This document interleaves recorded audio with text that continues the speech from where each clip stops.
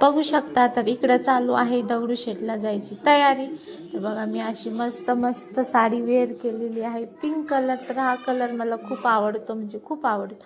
मग फायनली आम्हाला जायचं होतं, म्हणजे हे हार सोडायचा होता पाण्यामध्ये। मग ते घेऊन गेले आणि असं वाटमध्ये देतात, त्यांचा आशीर्वाद खूप छान असतो म्हणून आम्ही नाही का घेतो। आणि जाताना असला भारी व्ह्यू होता, देख सकते हे आप, खूप भारी व्ह्यू होता, म्हणजे खूपच भारी व्ह्यू होता।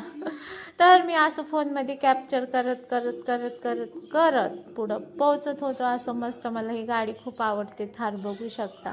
कोणाकोणाला थार आवडते, मला तो खूप आवडते। तर बघू शकता हा कुठला पूल आहे नक्की कमेंटमध्ये सांगा।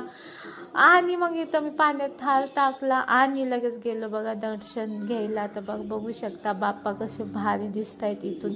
आतमध्ये फोन अलाउडच नाही आहे, कायच करायचं। मग आम्ही इकडून असं मस्त प्रसाद घेतला।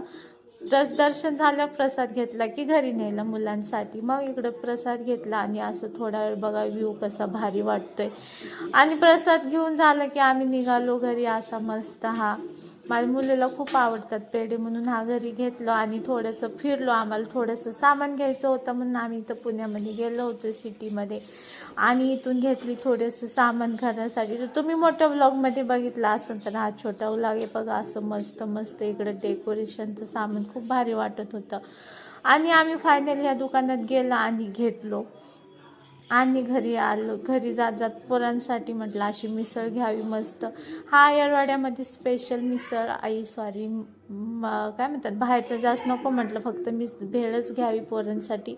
मग असं पोरांसाठी इकडून 2 भेळ पार्सल घेतल्या आणि घरी येऊन बघते तर काय माझं पिल्लू बघा कसं वाट बघत बसते। स्कूलला जाते ना, मग बाहेर घेऊन जाऊ शकत नाही। मग ती बघा असं मांडीवर, मी इकडे तुम्हाला सांगते व्लॉगमधले। तर व्लॉगमध्ये माझा थोडा कॉपीराईट आले म्हणून मी हा थोडासा छोटासा व्लॉग टाकते, व्लॉगमध्ये छोटा शॉर्ट। तर चला असं मी पोरांना सोडून नाही, आणि मला साडीवर बिलकुल कम्फर्टेबल नव्हतं वाटत म्हणून पहिलं साडी काढून टाकली आणि मुलांसाठी इकडं गप्पा मारत बसलेलो। आणि इथं बघू शकता मस्त अशी भेळ एन्जॉय केली। तर कसं वाटलं बाय।